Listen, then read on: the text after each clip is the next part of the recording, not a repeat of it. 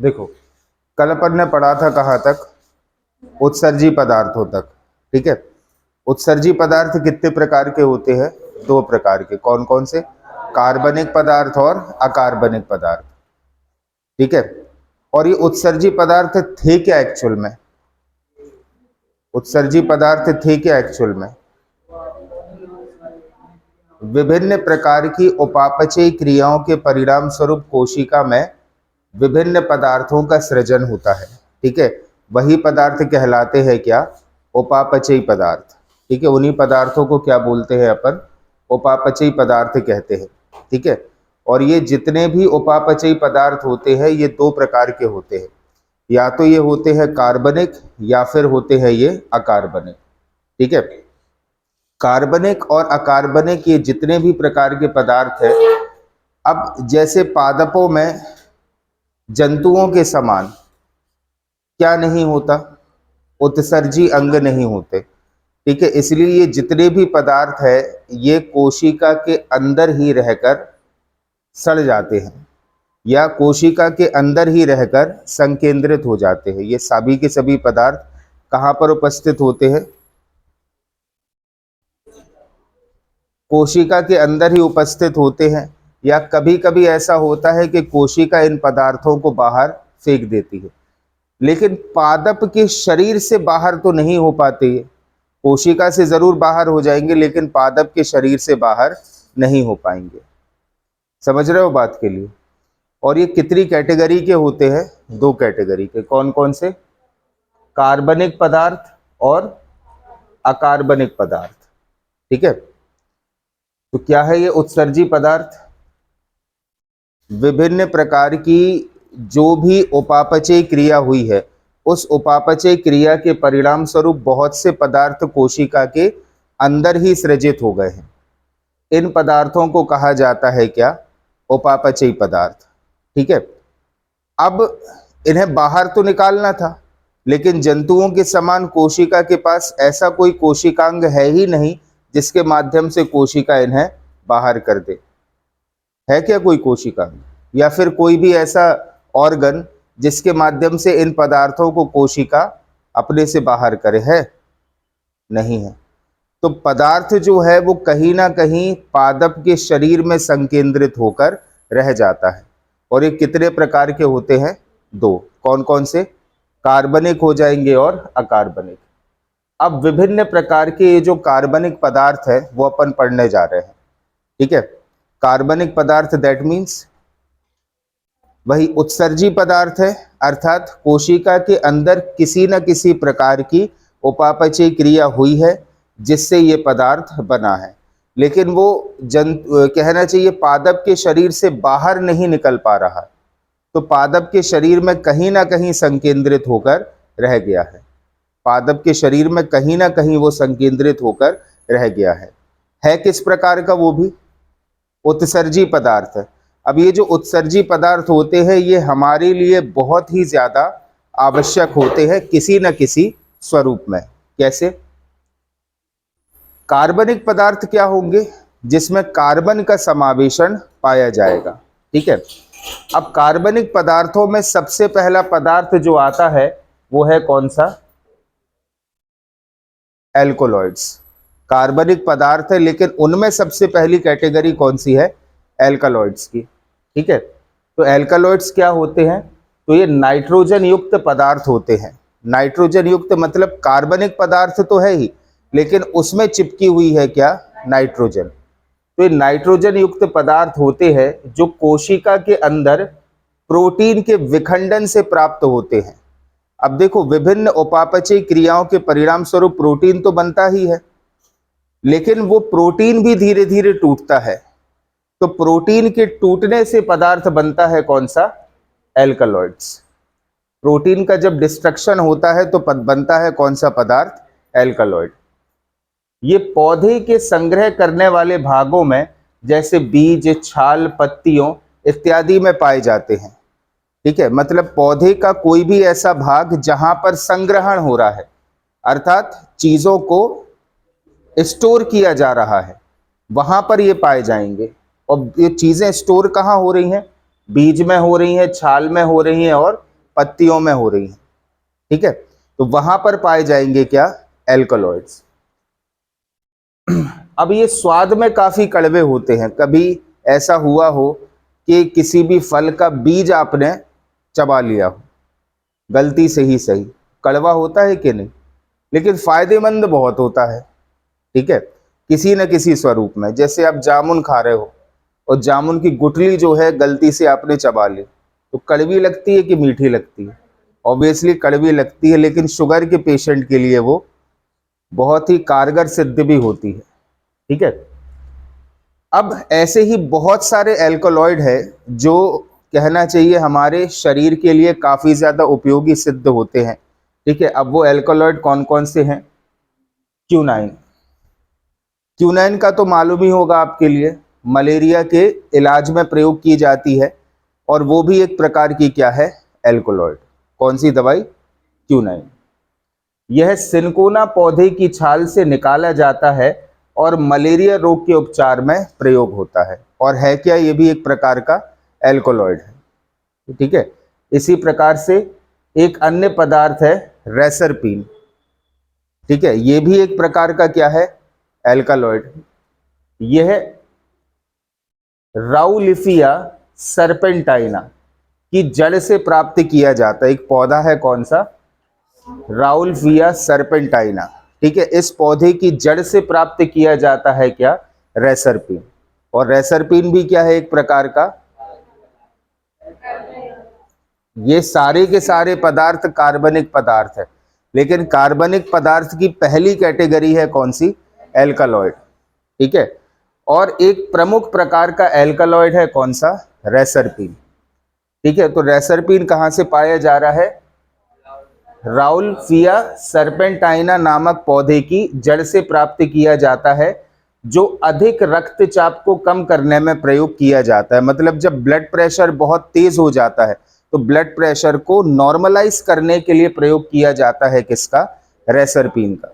बहुत सारे एग्जामों में ये प्रश्न आ चुका है, ठीक है। और ये सब एल्कलॉइड है, और एल्कलॉइड किस रूप के एल्कलॉइड, वेस्ट मटेरियल, सारे के सारे उत्सर्जी हैं। चाहे आप बात कर लो क्यूनाइन की या फिर रेसरपीन की, सब वेस्ट प्रोडक्ट हैं किसका, पादप का, जो डायरेक्टली और इनडायरेक्टली जंतुओं की कोशिकाओं में, या कहना चाहिए अन्य प्रकार के मानवों के शरीर में प्रयोग हो रहे हैं, और वेस्ट प्रोडक्ट है किसका, प्लांट्स का। इसी प्रकार से निकोटीन तंबाकू की पत्तियों से प्राप्त किया जाता है, ठीक है। ये जो नशे की लत लग जाती है ना, सिगरेट पीने की, गुटखा खाने की, सब किसके कारण लग रही है, निकोटीन के कारण। तो तंबाकू की पत्ती में उपस्थित होता है क्या, निकोटीन, ठीक है।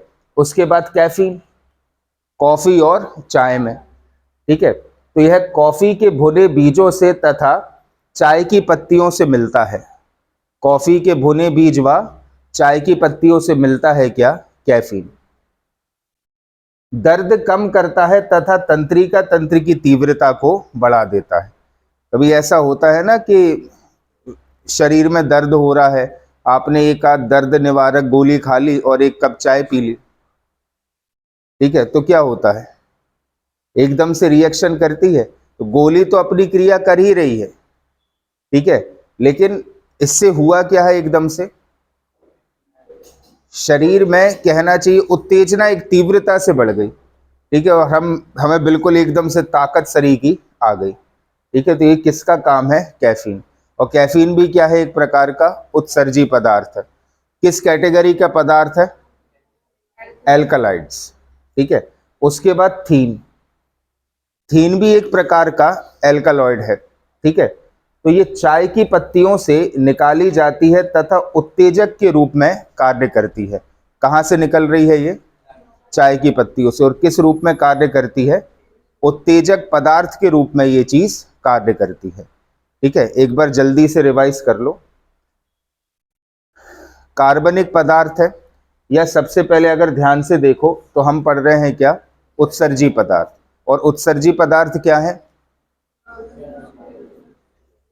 उत्सर्जी पदार्थ क्या है, विभिन्न प्रकार की उपापचयी क्रियाओं के माध्यम से पादपों में सृजित होते हैं, लेकिन किसी भी प्रकार के उत्सर्जी अंग ना होने की स्थिति में ये पादप के शरीर में ही संकेंद्रित होकर रह जाते हैं, बाहर नहीं निकलते। ये दो प्रकार के हैं, कौन कौन से? कार्बनिक और अकार्बनिक। कार्बनिक पदार्थों की पहली कैटेगरी है कौन सी? एल्कलॉइड्स। एल्कलॉइड्स कैसे बन रहे हैं? तो ये नाइट्रोजन युक्त पदार्थ हैं। एल्कलॉइड्स क्या है? ये नाइट्रोजन युक्त पदार्थ हैं और कोशिका में प्रोटीन के विखंडन से बनते हैं। मतलब कोशिका में जब प्रोटीन टूटता है तब बनते हैं क्या? एल्कलॉइड्स। ठीक है, कार्बनिक तो है ही, लेकिन अब प्रोटीन भी क्या है? एक प्रकार से नाइट्रोजन युक्त कार्बनिक पदार्थ है। ठीक है, इसलिए जब वो कार्बन और नाइट्रोजन टूटते हैं तब बन रहा है क्या? एल्कलॉइड्स। और ये विभिन्न प्रकार के एल्कलॉइड है जो डायरेक्टली और इनडायरेक्टली मानवों के लिए उपयोगी सिद्ध होते हैं। कौन कौन से? क्यूनाइन, रेस्परीन, निकोटिन, कैफीन और थीन। इसके अतिरिक्त तो और भी कहना चाहिए एल्कलॉइड पदार्थ हैं, जैसे स्ट्राइकनीन। ये पदार्थ है कौन सा? स्ट्राइकनीन। ठीक है, ये भी क्या है? एक प्रकार का, एक विशेष प्रकार का एल्कलॉइड पदार्थ है। कौन सा? स्ट्राइकनीन। ठीक है, तो ये स्ट्रिकॉन्स के बीजों से प्राप्त किया जाता है और इसका उपयोग शरीर को शक्ति प्रदान करने के लिए होता है। ठीक है, मतलब दवाओं में इसका यूज होता है। और विशेष रूप से जब कहना चाहिए कि कोई व्यक्ति का एक्सीडेंट वगैरह हो गया है या शरीर लंबे समय से नहीं चला है, ठीक है, तो कृत्रिम रूप से प्रोटीन को निर्मित करने के लिए यूज किया जाता है किसका? स्ट्राइकनीन का। डायरेक्टली क्या कह सकते हैं हम कि यूजफुल चीजें हैं ये सारी की सारी। भले प्लांट्स का वेस्ट है लेकिन मनुष्यों के लिए ये चीजें तो यूजफुल है। ठीक है, इसके बाद मॉर्फिन। मॉर्फिन भी क्या है? एक प्रकार से दर्द निवारक दवा है। ठीक है, अफीम के जो पुष्टें होती हैं, ठीक है, उससे प्राप्त की जाती है क्या? मॉर्फिन। ठीक है, तो यह पोस्ते के बिना पके फलों से प्राप्त की जाती है। पोस्ते अफीम की कहना चाहिए कि उसको बोलते हैं अपन फल के लिए। ठीक है, दर्द निवारण तथा नींद लाने में इसका उपयोग होता है किसका? मॉर्फिन का। तो मॉर्फिन भी क्या हो गई? एक प्रकार से एल्कलॉइड हो गई, जो प्लांट का तो वेस्ट है लेकिन मनुष्यों के लिए यूजफुल है। इसी प्रकार से एट्रोपिन। एट्रोपिन भी दवा के रूप में यूज हो रही है मनुष्यों के लिए। कैसे?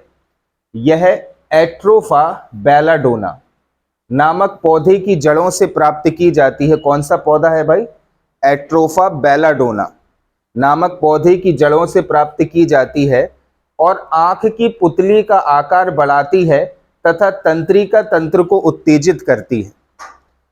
आंख की पुतली का आकार, नॉर्मली एट्रोपिन यूज होती है उन लोगों के लिए जो लोग मेंटली बहुत ज्यादा परेशान होते हैं। एंजाइटी वगैरह के पेशेंट्स जो लोग रहते हैं उनके लिए यूज की जाती है क्या? एट्रोपिन। ये एक दवा है और ये कहाँ से प्राप्त हो रही है? एट्रोफा बेलाडोना नाम का जो पेड़ है उसकी जड़ों से प्राप्त होती है।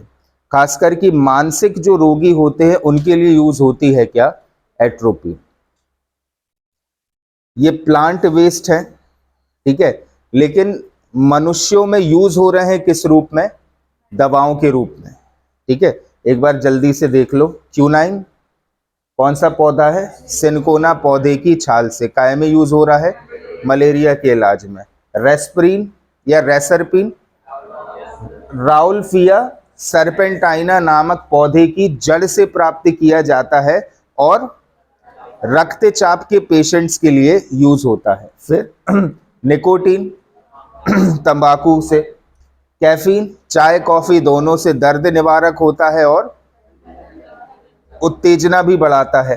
ठीक है, थीन चाय से। ठीक है, उसके बाद स्ट्राइकनीन स्ट्रिकॉन्स नामक पौधे के बीजों से प्राप्त होता है और इसका उपयोग शरीर को शक्ति प्रदान करने के लिए किया जाता है। उसके बाद मॉर्फिन पोस्ते से और एट्रोपिन एट्रोफा बेलाडोना। ये क्या करता है? पुतली का आकार बढ़ाता है और तंत्रिका तंत्र को तेज करता है।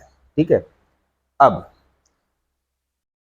ये अभी जो श्रेणी आपने खत्म करी ये किसकी थी? एल्कालॉइड्स की। कार्बनिक पदार्थ के अंतर्गत पहला पदार्थ था कौन सा? एल्कालॉइड्स। अब कार्बनिक पदार्थ के अंतर्गत ही जो दूसरा पदार्थ है वो है ग्लूकोसाइड्स। ठीक है। कार्बनिक दो कैटेगरी के उत्सर्जी पदार्थ थे, एक था कौन सा? कार्बनिक, और दूसरा था अकार्बनिक। कार्बनिक अपन ने शुरू किया था, कार्बनिक पदार्थ के अंतर्गत जो पहली श्रेणी थी वो थी किसकी? एल्कालॉइड्स की। कार्बनिक पदार्थ के अंतर्गत ही जो दूसरी श्रेणी है वो है किसकी? ग्लूकोसाइड्स। ग्लाइकोसाइड्स नहीं, क्या उच्चारण है इसका? ग्लूकोसाइड्स। ठीक है। तो ये कार्बोहाइड्रेट्स के नष्ट होने से बनते, कल अपन ने पढ़े थे कार्बोहाइड्रेट्स के बारे में। तो कार्बोहाइड्रेट्स जब नष्ट होता है तब निर्मित होता है क्या? ग्लूकोसाइड्स। जैसे प्रोटीन्स के नष्ट होने से बन रहा था एल्कलॉइड्स, वैसे ही कार्बोहाइड्रेट्स के नष्ट होने से बन रहा है क्या? ग्लूकोसाइड्स। तो ये कार्बोहाइड्रेट्स के नष्ट होने से बनते हैं और इनमें से कुछ औषधियों की तरह प्रयोग किए जाते हैं, जैसे डिजिटोनिक्सन। कौन सा पदार्थ है भाई? डिजिटोनिक्सन नामक हृदय के रोगों की औषधि डिजिटेलिस पर्प्यूरिया। कौन सी दवा है? डिजिटेलिस पर्प्यूरिया नामक पौधे के ग्लूकोसाइड है। बिल्कुल वैसे ही कैटेगरी जैसे एल्कोलॉइड है, एल्कोलॉइड भी दवाओं के रूप में यूज हो रहे थे, वैसे ही ग्लूकोसाइड्स भी कार्बनिक पदार्थ हैं जो दवाओं के रूप में यूज हो रहे हैं। इसी प्रकार से टैनिन, ज्योग्राफी में अभी अपन ने पढ़ा था इसके विषय में, टैनिन का सबसे ज्यादा यूज होता है काय में? चमड़े को कठोरता देने के लिए। और टैनिन भी पादपों से निकला हुआ एक उत्सर्जी पदार्थ ही है। आ रही है बात समझ में? तो ये कड़वे एवं कषाय स्वाद के होते हैं। कषाय मतलब बहुत ही बेकार। ठीक है। ये कोशारस, कोशारस मीन्स कोशिका रस, वही जीव द्रव्य। यह कोशारस कोशा भित्ति, छाल एवं पत्तियों आदि में पाए जाते हैं। कहाँ कहाँ पर उपस्थित होते हैं? कोशिका द्रव्य में होते हैं, कोशिका भित्ति मतलब सेल वॉल में भी ये उपस्थित होता है, फिर पेड़ों की छाल में भी होता है और पेड़ों की पत्तियों में भी होता है। ये कच्चे फलों में अधिक होते हैं। ठीक है। पके फल में इनकी तादाद कम हो जाती है, लेकिन कच्चे फलों में ये ज्यादा मिलते हैं। इनका प्रयोग चमड़े को सख्त करने में, औषधि बनाने में, रोशनाई बनाने में। रोशनाई मतलब है, वेरी गुड, सनस्क्रीन बनाने में। ठीक है, वो होती ना, धूप ऊप में लगा लेते। ठीक है। और चाय की पत्तियों में टैनिन की मात्रा बहुत अधिक होती है। ठीक है। तो टैनिन का सबसे ज्यादा यूज इंडस्ट्रियल रूप में होता है किसमें? चमड़े को सख्त बनाने में यूज होता है किसका? टैनिन का। और टैनिन की सबसे ज्यादा मात्रा किसमें होती है? चाय की पत्तियों में। क्लियर है? तो ये भी क्या है? एक प्रकार का वेस्ट प्रोडक्ट ही है किसका? प्लांट्स का। लेकिन ह्यूमन इसको कहना चाहिए अपने अनुसार यूज कर रहे हैं। अब इसके बाद लैटेक्स, रबर बनाने में यूज होता है किसका? लैटेक्स का। ठीक है। तो लैटेक्स क्या है? श्वेत, पीले या भूरे रंग का दूध जैसा तरल पायस है। पायस मतलब इमल्शन। ये अपन सब केमिस्ट्री में पढ़ेंगे, इमल्शन क्या होता है। ठीक है। सोल क्या होता है, विटसोल क्या होता है, ये तमाम सारी चीजें। तो यह श्वेत, पीले व भूरे रंग का दूध जैसा तरल पायस या इमल्शन पदार्थ है। यह पौधे के घाव भरने में सहायक होता है। ठीक है। पौधे के घाव भरने में सहायक होने का मतलब क्या है? जब पौधा स्वयं कटफट जाता है तो उसके घाव भरने में सहायक होता है क्या? पायस। पायस नहीं, लैटेक्स। ठीक है।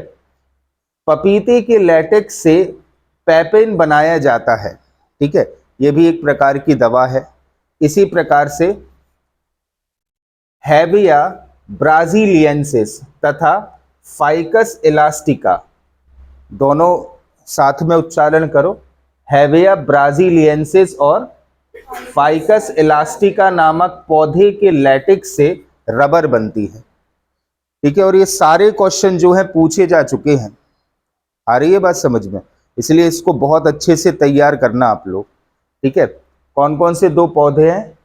हैविया ब्राजीलियंसिस और फाइकस इलास्टिका, ये दो प्रकार के पौधे हैं। इन पौधों के इन पौधों के लैटिक्स से रबर बनती है। क्लियर है? तो लैटिक्स भी क्या है? एक प्रकार से उत्सर्जी पदार्थ है किसका? पौधों का। ठीक है, इसके बाद सुगंधित तेल या एसेंशियल ऑयल्स। ये जो पौधे होते हैं ये बहुत सारे प्रकार के तेलों का भी उत्सर्जन करते हैं। ठीक है, तो ये वाष्पशील होते हैं। सुगंधित तेल कैसे हैं? वाष्पशील होते हैं। जैसे लगभग सभी लोगों ने संतरे तो खाए होंगे, उसके बाद उसका छिलका जो है छोटे भाई बहन की आंख में भी पिचकाया होगा। वो क्या है? एक प्रकार से वो है क्या? सुगंधित तेल की कैटेगरी में ही आता है। वो रस नहीं है। क्या है? एक प्रकार से वो सुगंधित तेल। तो ये कैसे हैं? वाष्पशील होते हैं और अधिकतर विशेष प्रकार की कोशिकाओं या ग्रंथियों में पाए जाते हैं। मतलब पूरे बॉडी में पादप की नहीं पाए जाएंगे, किसी भी एक विशेष प्रकार या विशेष स्थान पर ही ये उपस्थित होंगे। क्या? सुगंधित तेल।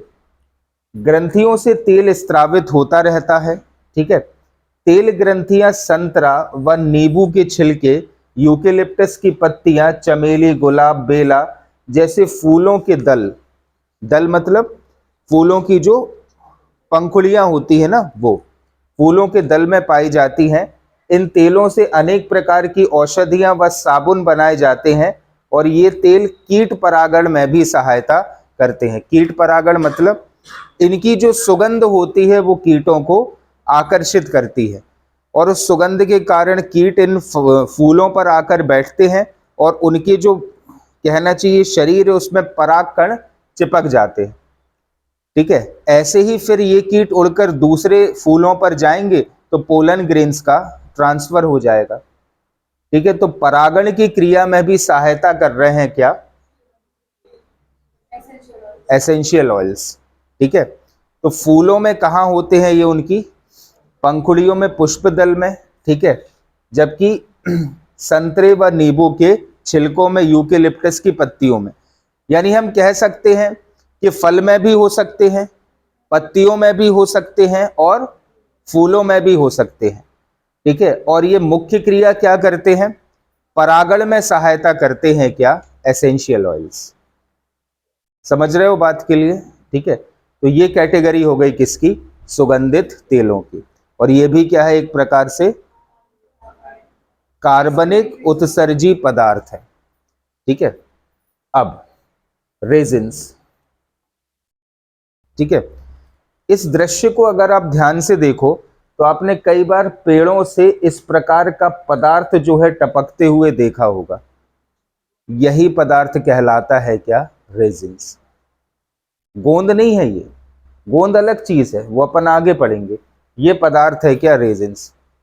अच्छा, खाना कौन कौन बना लेता है? हींग का प्रयोग किया कभी किसी पदार्थ में? हींग भी एक प्रकार का रेजिन ही है। रेजिन है तो एक प्रकार का वेस्ट प्रोडक्ट। किसका? पादपों का। एक प्रकार से क्या है? ये वेस्ट प्रोडक्ट है, लेकिन हमारे लिए फिर वो उपयोगी हो गया। ठीक है, तो रेजिन्स क्या है? तो ये पीले रंग का पानी में अघुलनशील व ईथर एवं अल्कोहल में घुलनशील पदार्थ है। पानी में नहीं घुलेगा ये, लेकिन अन्य कार्बनिक पदार्थ जैसे ईथर व अल्कोहल में काफी तेजी से ये घुल जाएगा। ठीक है, इनका निर्माण सुगंधित तेलों के ऑक्सीकरण से होता है। अब देखो, आपने इसके पहले वाली कैटेगरी में क्या पढ़ा? सुगंधित तेल। अब ये जो सुगंधित तेल है, इस सुगंधित तेल का जब ऑक्सीकरण होगा तो निर्माण होगा किसका? रेजिन का। सुगंधित तेल भी उत्सर्जी पदार्थ है। ठीक है, और रेजिन्स भी क्या हो गया? सुगंधित तेल के विखंडन से बनेगा क्या? रेजिन। ठीक है, लेकिन मानवों के लिए यह पदार्थ काफी उपयोगी होता है। कैसे? रेजिन का प्रयोग पेंट, वार्निश, तारपिन का तेल। अब तारपिन का तेल बॉयज विशेष रूप से जानते होंगे आप लोग, जब पुताई वगैरह होती है तो ब्रश को धोने के लिए यूज होता है किसका? तारपिन के तेल का। और तारपिन का तेल भी एक प्रकार से रेजिन का ही प्रोडक्ट है। तारपिन का तेल चमड़ा व अनेक प्रकार की औषधियों के निर्माण में इसका उपयोग होता है। तो रेजिन क्या है? पीले रंग का पदार्थ है, पानी में आघुलनशील होता है, लेकिन कार्बनिक जो कंपाउंड्स हैं जैसे ईथर व अल्कोहल में ये बहुत तेजी से घुलनशील होता है। ठीक है, जैसे अब हींग, सबसे पहले ध्यान से देखो, हींग का वैज्ञानिक नाम क्या है? एसोफोटिडा। हींग या एसोफोडिटा फेरुला एसोफोडिटा की मोटी जड़ों से सफेद दूध के रूप में उत्पन्न होता है। जो पादप होता है ना, जिस पादप से ये हींग निकाली जाती है, वो पादप कौन सा है भाई? फेरुला एसोफोडिटा। ठीक है, फेरुला एसोफोडिटा की जड़ों से किस रूप में? सफेद दूध के रूप में उत्पन्न किया जाता है। किसे? हींग को। कुछ ऐसा दिखाई देता है हींग। ठीक है, ये जो छवि है ये किसकी है? हींग की। जब हींग मैन्युफैक्चर होता है या जब हींग बनती है तो वो कुछ इस प्रकार की ही दिखाई देती है। ठीक है, क्या है उसका ओरिजिनल नेम? एसोफोडिटा। और पादप कौन सा है? फेरुला एसोफोडिटा की जड़ों से किस रूप में? सफेद दूध के रूप में प्राप्ति होती है किसकी? हींग की। और हींग की कैटेगरी क्या है? रेजिन। कार्बनिक पदार्थ तो है, लेकिन कार्बनिक पदार्थ में भी क्या है वो? रेजिन। ठीक है, इसी प्रकार से तारपिन का तेल, तारपिन के तेल को हम जरूर तेल कह रहे हैं या फिर हम इसका यूज कर रहे हैं किस रूप में? पेंट आदि में, लेकिन ये भी बाय प्रोडक्ट है किसका? प्लांट्स का। ठीक है, तारपिन का तेल चीड़ या पाइनस के तने से प्राप्त किया जाने वाला एक द्रव है। ठीक है, ये क्वेश्चन भी कईयों बार आ चुका है कि तारपिन का तेल कहां से प्राप्त होता है। ध्यान से देखो, देख पा रहे हो यहां पर, ये चीड़ का वृक्ष है। ठीक है, तो ये लोग क्या करते हैं, यहां पर थैलियां बांध देते हैं। ठीक है, रेजिन के रूप में ड्रॉप बाय ड्रॉप इस प्रकार से पेड़ जो है क्या करता है? पदार्थों को बाहर करता है। यहां पर बांधी गई हैं क्या? थैलियां। उन थैलियों में ये पदार्थ इकट्ठा होता जाता है और इस पदार्थ के इकट्ठे होने का परिणाम क्या होता है? कि आपको मिल जाता है क्या? तारपिन का तेल। मतलब ये पदार्थ शुद्ध तारपिन का तेल नहीं होता है, फिर इसको और ज्यादा रिफाइन करके बनाया जाता है क्या? तारपिन का तेल। लेकिन ये एक पदार्थ के रूप में ये कैसे प्राप्त हो रहा है? पेड़ के ही उत्सर्जन से ये चीज प्राप्त की जा रही है। तो ये किस कैटेगरी में आएगा भाई? रेजिन्स की। आई बात समझ में? तो रेजिन्स भी क्या है? एक प्रकार का कार्बनिक उत्सर्जी पदार्थ है, लेकिन कैटेगरी क्या है उसकी? रेजिन्स की। गोंद, इसका यूज करते होगे आप चिपकाने में भी, खाने में भी। जैसे वो बनते ना लड्डू वगैरह, उसमें गोंद वगैरह डलती है, तो बबूल की गोंद रहती है जो खाने में यूज की जाती है। ये बहुत कैसी होती है? एनर्जेटिक होती है, एनर्जी प्रोवाइड कराती है, इंटरनल हीलिंग के काम में आती है।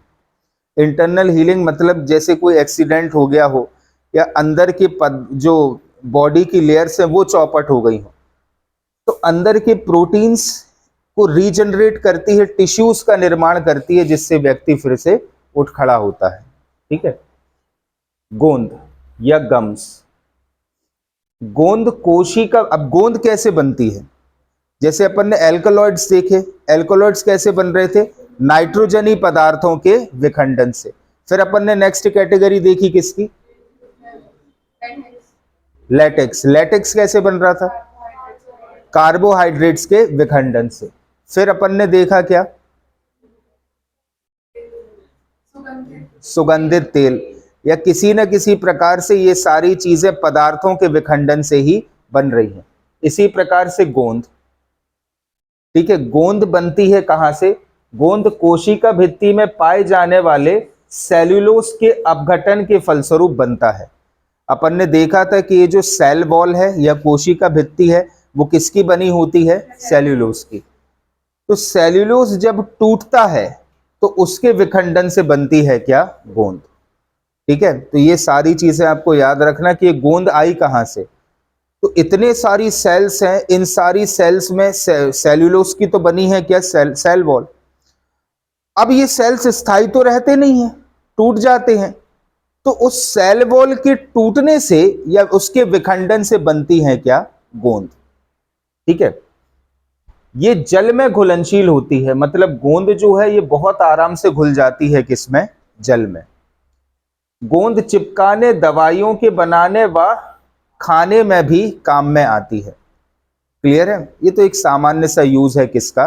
गोंद का। काय में यूज होता है ये? चिपकाने में यूज होगा, दवाई बनाने में यूज होगा और खाने में यूज होगा। ठीक है, अब अपन बात करते हैं किसकी? कार्बनिक अम्ल की या ऑर्गेनिक एसिड्स। ठीक है, तो हर चीज में कहीं ना कहीं एसिड्स तो होती हैं, पादप प्रोडक्ट्स में। ठीक है, तो ये जल में घुलनशील एवं स्वाद में खट्टे होते हैं क्या?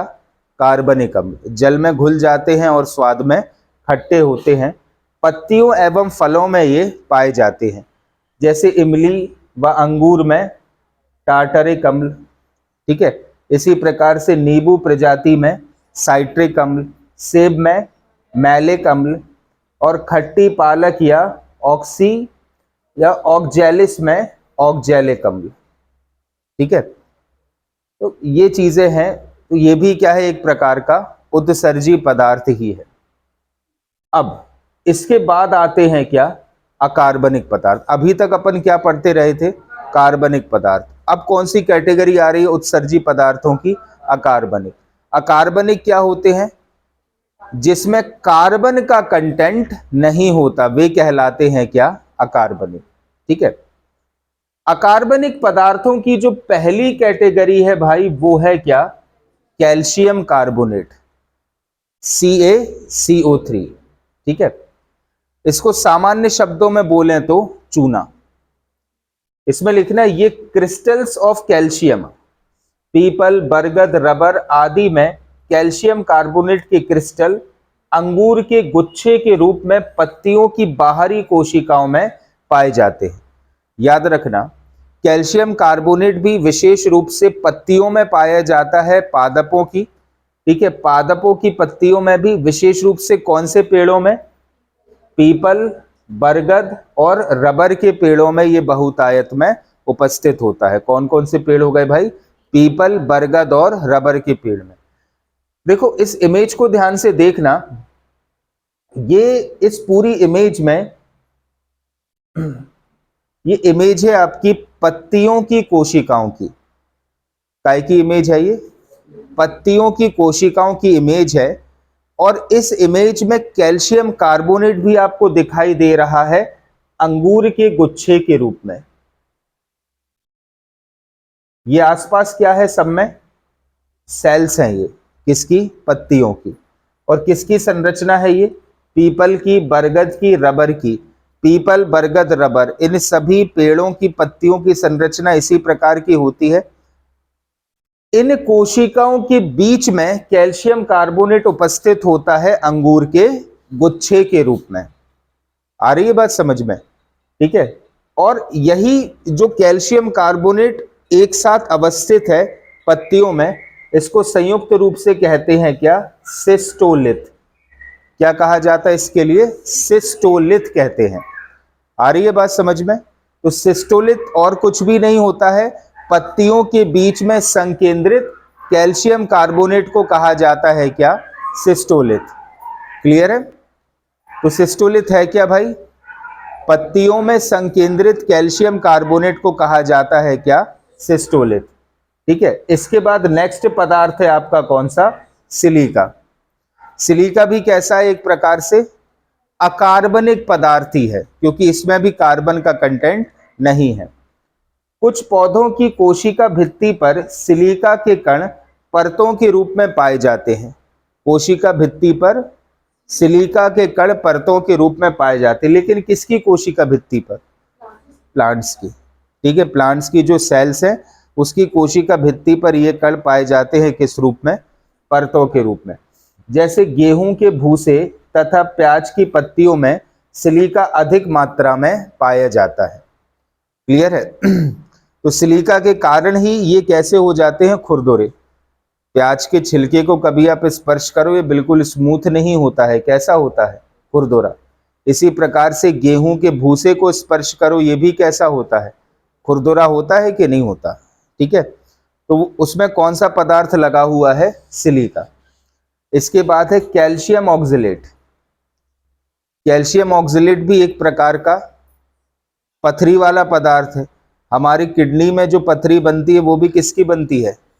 कैल्शियम ऑक्जेलेट की ही होती है वो पथरी। ठीक है, तो पौधों की कोशिकाओं में कैल्शियम ऑक्जेलेट के विभिन्न आकार के क्रिस्टल मिलते हैं। ठीक है, और जब ये कैल्शियम ऑक्जेलेट बहुतायत मात्रा में हो जाए या जरूरत से ज्यादा मात्रा में हो जाए, ठीक है, तो फिर ये दिक्कत पैदा करता है पादपों के लिए भी। ठीक है, तो ये भी क्या है? अकार्बनिक उत्सर्जी पदार्थ। ठीक है, ज्यादातर कौन से पदार्थ मिलेंगे आपको? कार्बनिक उत्सर्जी पदार्थ, और बहुत ही कम मात्रा में आपके लिए मिलेंगे अकार्बनिक उत्सर्जी पदार्थ। क्लियर है? चलो, अब नेक्स्ट टॉपिक है हमारा क्या? केंद्रक। अभी तो अपन ने विभिन्न कोशिकांग देखे थे, ठीक है, लेकिन उन सभी कोशिकांगों में हमने केंद्रक अभी तक नहीं पढ़ा था, क्योंकि हमारा पढ़ाना बहुत ज्यादा सिस्टमेटिक होता है। ऐसा नहीं कि कहीं से भी कुछ भी उठाया और पढ़ाना चालू कर दिया। आ रही है बात समझ में? आपको बहुत एक पूरा सिस्टम मिलेगा हमारे पढ़ाने में, कि पहले बाहर का कोई भी टॉपिक, चाहे वो ज्योग्राफी हो, हिस्ट्री हो, पॉलिटी हो, एक सिस्टम से ही पढ़ाते हैं। और जल्दबाजी बिल्कुल नहीं करेंगे कि आप ये सोचो कि सर जल्दी जल्दी करा दो।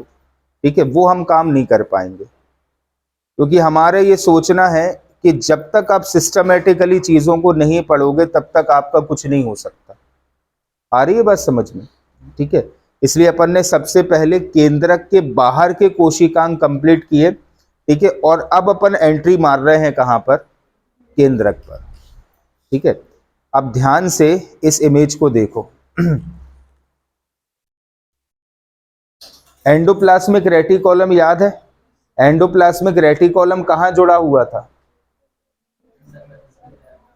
केंद्रक को जोड़ रहा था किससे? या केंद्रक और सेल वॉल के बीच में था क्या?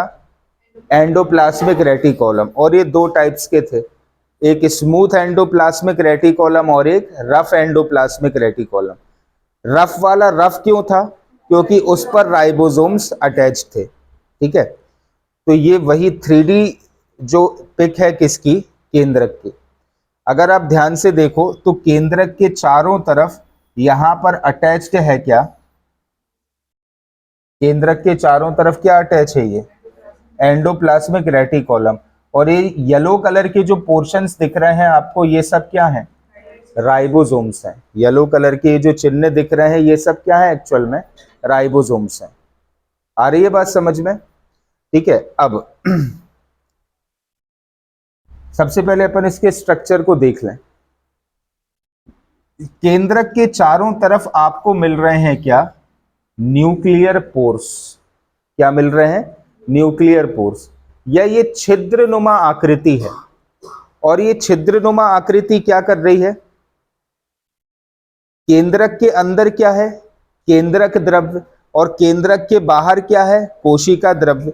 तो केंद्रक द्रव्य और कोशिका द्रव्य के बीच में पदार्थों का आदान प्रदान जो होता है वो इन्हीं न्यूक्लियर पोर्स के रास्ते से होता है। यहां सब में क्या भरा हुआ है? केंद्रक द्रव्य भरा हुआ है, जिसको अपन बोलते हैं क्या? न्यूक्लियोप्लाज्म। ठीक है, तो यहां पे अंदर जो पदार्थ है और इसके बाहर जो पदार्थ है उनके बीच में चीजों का आदान प्रदान होता है कि नहीं होता? तो वो किसके माध्यम से होता है? न्यूक्लियर पोर्स के माध्यम से, ठीक है। फिर उसकी जो कवरिंग होती है, केंद्रक की जो कवरिंग होती है, उसको बोलते हैं क्या? न्यूक्लियर एनवलप, ठीक है। उसके अंदर का भाग न्यूक्लियर लैमिना। केंद्रक के बीच में बहुत सारा क्रोमैटिन पदार्थ जो है एकत्रित होता है, और क्रोमैटिन ही बनाता है किसे? क्रोमोसोम को, ठीक है। तो ये जो बीच वाला पदार्थ है, इस पदार्थ को क्या बोला जाता है भाई? क्रोमैटिन पदार्थ तो है, लेकिन बीच में ये जो संकेंद्रित है, इसको बोला जाता है क्या? न्यूक्लियोलस। मतलब केंद्रक है और केंद्रक के बीच में जो पदार्थ है उसको बोलते हैं क्या? न्यूक्लियोलस। केंद्रक है और केंद्रक के बीच में जो पदार्थ उपस्थित है उसको कहा जाता है क्या? न्यूक्लियोलस, ठीक है। और इस न्यूक्लियोलस के चारों तरफ जो लिक्विड भरी हुई है उसको नाम दिया गया है क्या? न्यूक्लियोप्लाज्म। वो कौन सी लिक्विड है? न्यूक्लियोप्लाज्म, ठीक है। तो ये चीज आपको दिमाग में बैठालना है कि न्यूक्लियस है, न्यूक्लियस मतलब केंद्रक, और केंद्रक के बीच में जहां बहुत सारा क्रोमैटिन पदार्थ संकेंद्रित है उसको कहा जा रहा है क्या? न्यूक्लियोप्लाज्म। तो लिक्विड हो, वही चीज तो हम आपको बता रहे हैं। केंद्रक है, ठीक है। केंद्रक किसके बीच में पाया जा रहा है? एक कोशिका के, ठीक है। केंद्रक के अंदर जो लिक्विड भरी हुई है उसको कहा जा रहा है क्या? केंद्रक द्रव्य या न्यूक्लियोप्लाज्म, ठीक है। और केंद्रक के बीच में अवस्थित है क्या? न्यूक्लियोलस। केंद्रक के बीच में उपस्थित है क्या? न्यूक्लियोलस। और यहां सब में जो भी लिक्विड भरी हुई है, इस लिक्विड को कहा जाता है क्या भाई? न्यूक्लियोप्लाज्म, ठीक है। अब स्टेप बाय स्टेप अपन इन चीजों को समझते हैं। सबसे पहले एक आउटलाइन तो क्लियर हो गई होगी आपको कि केंद्रक की आउटलाइन क्या है, ठीक है। अब सबसे पहले अपन बात करते हैं केंद्रक की। तो केंद्रक की खोज किसने की? रॉबर्ट ब्राउन ने वर्ष 1831 में केंद्रक की खोज की। तो कौन सा व्यक्ति था भाई? रॉबर्ट ब्राउन, ठीक है। यह आकार में गोल या अंडाकार या घने गहरे रंग का जीव द्रव्य का एक विशेष भाग होता है। जीव द्रव्य का एक विशेष भाग होता है। जीव द्रव्य मींस प्रोटोप्लाज्म। और प्रोटोप्लाज्म बना कैसे था? साइटोप्लाज्म और न्यूक्लियोप्लाज्म का संयुक्त स्वरूप कहलाता है भाई प्रोटोप्लाज्म। प्रोटोप्लाज्म का ही भाग माना जाता है किसे? केंद्रक को, ठीक है। सामान्यतः प्रत्येक कोशिका में एक ही केंद्रक होता है जिसके 4 भाग हैं। मतलब ये पूरा जो केंद्रक है उसको कितने पार्ट्स में डिवाइड किया गया है? 4। कौन कौन से? केंद्रक कला या न्यूक्लियर मेम्ब्रेन। केंद्रक का जो सबसे बाहरी आवरण है वो क्या कहलाता है? केंद्रक कला। आ रही है बात समझ में? ये कोशिका है, कोशिका में सब में भरा हुआ है साइटोप्लाज्म, ठीक है। साइटोप्लाज्म के बीच में उपस्थित होगी क्या? केंद्रक कला। उसके अंदर होगा क्या? केंद्रक। उसके बाद होती है क्या? केंद्रक द्रव्य। तो केंद्रक के अंदर जो लिक्विड भरी हुई है वो कौन सी है? न्यूक्लियोप्लाज्म और न्यूक्लियर सैप। ये कहां भरी हुई है? केंद्रक के अंदर। फिर केंद्रिका, अब भी जस्ट बताया था आपको। बीच वाला भाग क्या हो गया? केंद्रिका या न्यूक्लियोलस, ठीक है। और चौथा है क्रोमैटिन धागे, क्रोमैटिन थ्रेड्स। अगर आप ध्यान से देखो तो न्यूक्लियस के अंदर ये सभी प्रकार की संरचना क्या है? क्रोमैटिन थ्रेड्स हैं। यही कन्वर्ट होते हैं किसमें? क्रोमोसोम्स में। जब क्रोमोसोम्स बहुत सारे संयुक्त होते हैं तो उनको बोला जाता है क्या? क्रोमैटिन थ्रेड्स, ठीक है। लेकिन विभाजन के समय जब ये सिंगल स्वरूप धारण करते हैं तो कहलाते हैं क्या? क्रोमोसोम्स। फर्क थोड़ी है, क्रोमैटिन क्रोमोसोम्स एक ही चीज है, बस क्रोमैटिन जो है उसका घना हुआ भाग। बहुत सारे जब एक स्थान पर उपस्थित होते हैं तो वो कहलाते हैं क्या? क्रोमैटिन, ठीक है। तो ये 4 भाग हो गए भाई किसके? केंद्रक के। अब अपन बात करते हैं किसकी, केंद्रक कला की। केंद्रक कला मीन्स जो सबसे आउटर वॉल होती है किसकी, केंद्रक की। तो यह प्लाज्मा झिल्ली की भांति दोहरी झिल्ली की बनी होती है। प्लाज्मा झिल्ली की भांति मतलब प्लाज्मा झिल्ली किसमें उपस्थित होती है, सेल में। सेल में आउटर कवरिंग क्या हो गई, प्लाज्मा झिल्ली। और प्लाज्मा झिल्ली भी कैसी होती है, डबल लेयर्ड। तो ये भी कैसा होता है, डबल लेयर्ड। तो ये प्लाज्मा झिल्ली की भांति दोहरी झिल्ली की बनी होती है एवं केंद्रक के चारों ओर एक आवरण बनाती है। केंद्रक को चारों ओर से घेरे हुए है क्या, न्यूक्लियर मेम्ब्रेन। प्रत्येक झिल्ली लाइपोप्रोटीन से बनी एक इकाई होती है। जैसे कोशिका भित्ति बनी होती है किसकी, सेल्यूलोज की, वैसे ही केंद्रक कला या न्यूक्लियर मेम्ब्रेन बना हुआ है किसका, लाइपोप्रोटीन का। ये किसका बना हुआ है भाई, लाइपोप्रोटीन का। याद रखना किसका है ये, लाइपोप्रोटीन का है। अब सेल्स भी कितने प्रकार की पढ़ी अपन ने, दो, यूकैरियोटिक और प्रोकैरियोटिक। प्रोकैरियोटिक अर्ध विकसित होती हैं जबकि यूकैरियोटिक पूर्ण विकसित होती हैं। और हमने ये पढ़ा था कि ये जो प्रोकैरियोटिक कोशिका है, प्रोकैरियोटिक कोशिका में केंद्रक नहीं पाया जाता। केंद्रक नहीं पाया जाता है क्योंकि उसमें केंद्रक कला नहीं होती। केंद्रक के अंदर जो पदार्थ पाए जाते हैं वो पदार्थ कोशिका द्रव्य में ही बिखरे हुए रहते हैं। ठीक है, इसीलिए प्रोकैरियोटिक कोशिकाओं में केंद्रक कला या तो अविकसित होती है या होती ही नहीं है। जो केंद्रक कला है, जो केंद्रक को चारों ओर से घेरे हुए है, या तो उसका विकास पूरे तरीके से नहीं होता या फिर वो होती ही नहीं है। प्लाज्मा झिल्ली की तरह केंद्रक झिल्ली वर्णात्मक पारगम्य होती है।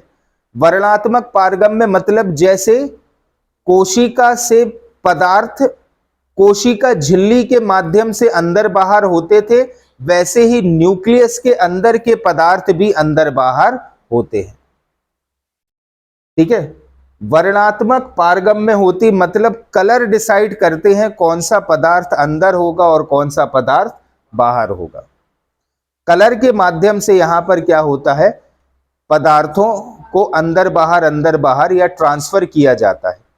ठीक है, तो एक्चुअल में अगर देखा जाए एक कोशिका के लिए जो फंक्शन किसके होते हैं, सेल कोशिका प्लाज्मा मेम्ब्रेन के होते हैं, वही एक केंद्रक के लिए फंक्शन होते हैं किसके, न्यूक्लियर मेम्ब्रेन के। आ रही है बात समझ में। और किसका बना हुआ है ये, लाइपोप्रोटीन से बना हुआ है।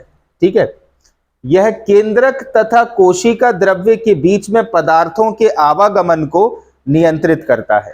ठीक है, ये हो गई क्या, कोशिका। ये हो गया क्या, केंद्रक।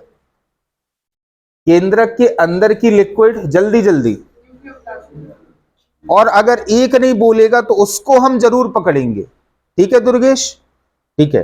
केंद्रक के अंदर की लिक्विड, केंद्रक द्रव्य या न्यूक्लियोप्लाज्म। इतना ही खाना खा के आए, तेज बोलो थोड़े।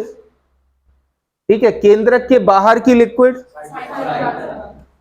साइटोप्लाज्म।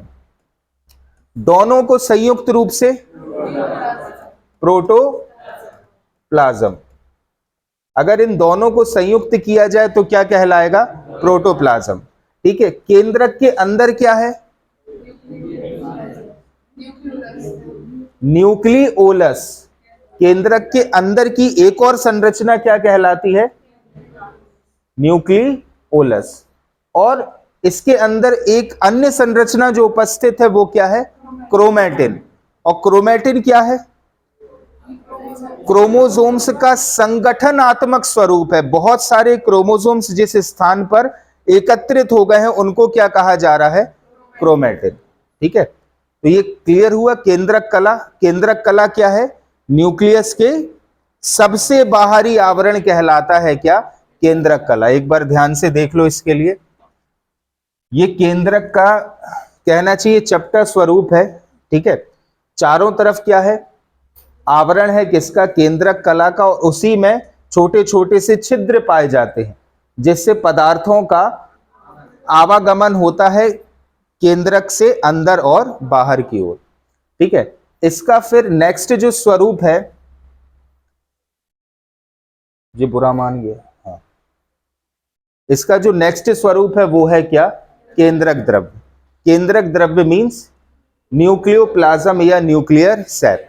अगर आप ध्यान से देखो, बाकी बाहर का आवरण तो अपन ने अभी देख लिया, केंद्रक के अंदर जितनी भी लिक्विड उपस्थित है, ठीक है, ये पूरी लिक्विड ही क्या कहलाती है? केंद्रक द्रव्य या न्यूक्लियोप्लाज्म। ठीक है सॉरी, ये पूरी लिक्विड घिरी हुई है किससे? न्यूक्लियर मेम्ब्रेन से। ठीक है, तो केंद्रक के मैट्रिक्स को केंद्रक द्रव्य या केंद्रक रस या कैरियोलिम्फ कहते हैं। ठीक है, केंद्रक के अंदर जो भी लिक्विड है उसी लिक्विड को कहा जाता है क्या? मैट्रिक्स, या फिर उसे कहते हैं केंद्रक द्रव्य, या फिर उसे कहते हैं केंद्रक रस, या फिर उसे कहते हैं कैरियोलिम्फ। ठीक है, इतने सारे नाम हैं और ये एक ही चीज को संबोधित कर रहे हैं, और वो चीज क्या है? सिर्फ केंद्रक द्रव्य है। ये न्यूक्लियो प्रोटीन का बना होता है, मतलब बहुत सारे न्यूक्लियो प्रोटीन के संयोजन से बना होता है क्या? केंद्रक द्रव्य। ये पारदर्शी कोलाइडी तरल पदार्थ होता है जो केंद्रक कला से घिरा रहता है। ठीक है, किससे घिरा हुआ है? पूरा केंद्रक कला या न्यूक्लियर मेम्ब्रेन से घिरा हुआ है। इसमें केंद्रिका और क्रोमैटिन धागे के अतिरिक्त एंजाइम, खनिज लवण, आरएनए व राइबोसोम्स पाए जाते हैं। ठीक है, मतलब ये पूरा जो लिक्विड है उसमें क्या क्या उपस्थित है?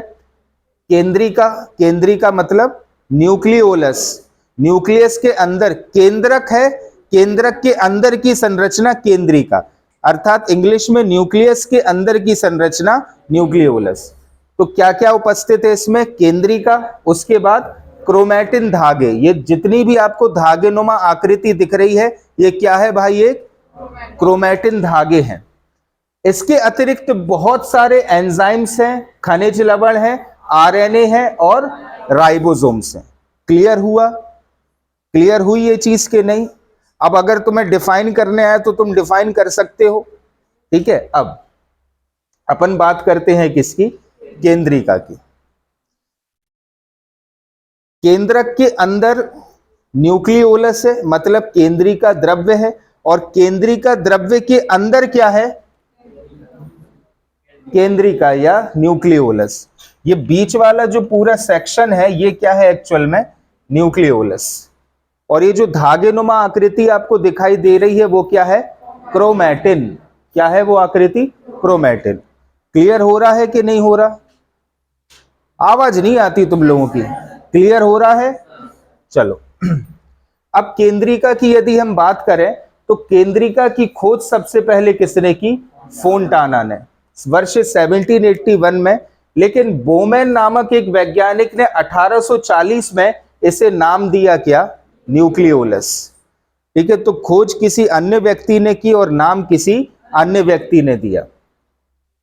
केंद्रक के अंदर एक या दो केंद्रिकाएं होती हैं, या तो एक न्यूक्लियोलस होगा या फिर कभी कभी एक्सेप्शन के स्वरूप में दो केंद्रिकाएं भी हो सकती हैं। ये किसी झिल्ली के अभाव से सीधे केंद्रक द्रव्य के संपर्क में रहती है, क्योंकि झिल्ली केंद्रक के चारों तरफ है। झिल्ली यहां पर है, यहां पर किसी भी प्रकार की कोई झिल्ली नहीं है। इसलिए हमेशा ये जो न्यूक्लियोलस है ये किसके संपर्क में रहेगा? केंद्रक द्रव्य अर्थात न्यूक्लियोप्लाज्म के संपर्क में रहेगा। ठीक है, केंद्रिकाएं प्रोकैरियोटिक कोशिकाओं में नहीं पाई जाती। कहां नहीं होती है ये? प्रोकैरियोटिक कोशिकाओं में नहीं होती, क्योंकि वो कोशिका ही कैसी है? अर्धविकसित है, तथा कोशिका विभाजन के समय ये संरचना ही गायब हो जाती। यूकैरियोटिक में तो होती है, लेकिन यूकैरियोटिक कोशिका जब विभाजन करती है, जब मल्टीप्लाई करेगी, तब ये संरचना ऑटोमेटिकली गायब हो जाएगी या घुल जाएगी। किसमें? केंद्रक द्रव्य में। केंद्रिका में 85% होता है क्या? प्रोटीन। 85% बनी हुई है ये किसकी? प्रोटीन की। ठीक है। 10% होता है क्या? आरएनए। ठीक है। और 5% होता है क्या? डीएनए। ये भी आपको याद रखना है। ये जो केंद्रिका है या न्यूक्लियोलस है, जो केंद्रक के बीच में पाया जा रहा है, वो काय से बना हुआ है? सबसे ज्यादा मात्रा में है उसमें प्रोटीन, दूसरा है 10% आरएनए, फिर है 5% डीएनए। तो इसके बनी हुई है ये संरचना। अब अपन बात करें क्रोमैटिन धागों की। तो अगर आप ध्यान से देखो, ये जितनी भी धागे नुमा आकृति आपको यहां पर दिखाई दे रही है भाई, ये क्या है? सब क्रोमैटिन धागे हैं। ठीक है। अब क्रोमैटिन धागे का प्रोसीजर अगर आप लोग ध्यान से समझो, अब ये तो समझ गए होंगे कि ये न्यूक्लियस है। ठीक है। न्यूक्लियस के अंदर बहुत सारे क्रोमैटिन है। ठीक है। क्रोमैटिन ही कन्वर्ट होते हैं किसमें? क्रोमोसोम में। ठीक है। इस इमेज को ध्यान से देखना। ठीक है। क्रोमैटिन ही कन्वर्ट होता है किसमें? क्रोमोसोम में। क्रोमोसोम की जो विभिन्न इकाइयां हैं, जैसे ये जो लीफ टाइप की इकाई आपको दिख रही है, यही चीज कहलाती है क्या? क्रोमैटिड्स। सबसे पहले है क्रोमैटिन पदार्थ। क्रोमैटिन पदार्थ कन्वर्ट होता है किसमें? क्रोमोसोम में। क्रोमोसोम का एक हिस्सा कहलाता है क्या? क्रोमैटिड। अगर आप ध्यान से देखो तो ये क्रोमैटिड की संरचना में ही उपस्थित है क्या भाई? डीएनए। ये जो डीएनए है ये कहीं और से नहीं आया है। जो संरचना है ना आपकी काय की, क्रोमोसोम की जो धागे नुमा संरचना है, वहीं से निकला है क्या? डीएनए। ठीक है। तो क्रोमैटिन मटेरियल है किसमें? न्यूक्लियस में। क्रोमैटिन मटेरियल कन्वर्ट होता है क्रोमोसोम में। क्रोमोसोम का एक हिस्सा कहलाता है क्रोमैटिड। और क्रोमैटिड को ही यदि हम एक्सपेंड करें तो ये एक्सपेंड होकर कन्वर्ट होता है किसमें? DNA. That means DNA is a part of chromosome. बहुत सारे डीएनए मिलकर बनाते हैं क्रोमोसोम। बहुत सारे क्रोमोसोम मिलते हैं तो बनता है क्रोमैटिड।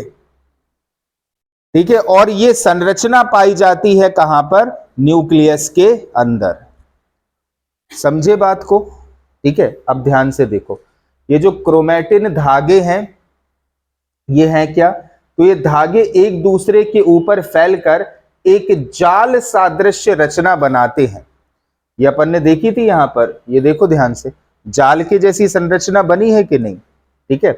एक दूसरे के ऊपर फैलकर जाल सादृश्य संरचना बनाते हैं, जिसे क्रोमैटिन जालिका या क्रोमैटिन रेटिकुलम कहते हैं। जो पूरा का पूरा जाल है क्रोमैटिन का, उसको क्या बोला जाता है?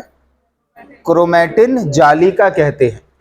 परंतु यह वास्तविक जाल नहीं होता, क्योंकि प्रत्येक क्रोमैटिन धागे का सिरा अलग होता है। ठीक है। अगर आप इसको ध्यान से देखो तो ये सारे के सारे धागे एक दूसरे से जुड़े नहीं हैं।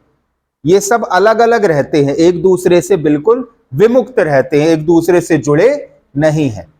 लगता है जाल जैसा, लेकिन वास्तविकता में वो जाल नहीं है। कोशा विभाजन के समय जब कोशिका का विभाजन होता है, सेल डिवीजन होता है, तो कोशा विभाजन के समय ये धागे एक दूसरे से अलग हो जाते हैं। ठीक है। और सिकुड़कर छोटे व मोटे हो जाते हैं। मतलब जब कोशिका का विभाजन होता है, उस समय ये जो क्रोमैटिन धागे हैं वो सिकुड़ जाते हैं, मोटे हो जाते हैं और एक नया स्वरूप या इस प्रकार का स्वरूप धारण करते हैं, जिसको कहा जाता है क्या? गुणसूत्रीय क्रोमोसोम। इसको क्या कहा जाता है? गुणसूत्रीय क्रोमोसोम। तो क्रोमोसोम इस प्रकार की संरचना में सिर्फ और सिर्फ आपको दिखाई देंगे कब? कोशिका विभाजन के समय। जब कोशिका का विभाजन होगा, उसी समय क्रोमैटिन पदार्थ कन्वर्ट होगा किसमें? क्रोमोसोम में। तभी आपको इस प्रकार की संरचना दिखाई देगी। कोशिका की सामान्य अवस्था में ऐसी संरचना आपको दिखाई नहीं देगी। सामान्य अवस्था में आपको सिर्फ क्रोमैटिन पदार्थ का जाल दिखाई देगा। लेकिन जब कोशिका का विभाजन होता है, विभाजन के समय आपको जाल का कन्वर्जन देखने को मिलेगा, किसमें? क्रोमोसोम में। आई बात समझ में? ठीक है। अब केंद्रक का सर्वाधिक महत्वपूर्ण भाग यही क्रोमैटिन है, क्योंकि डीएनए इसी में उपस्थित है। आप कोशिका की पूरी आनुवांशिक जो इंफॉर्मेशन है वो किसमें उपस्थित है? डीएनए में। तो ऑब्वियसली क्रोमैटिन तो सबसे महत्वपूर्ण भाग होगा ही होगा। जो रासायनिक दृष्टि से न्यूक्लियोप्रोटीन है, क्या है ये? एक प्रकार का न्यूक्लियोप्रोटीन है।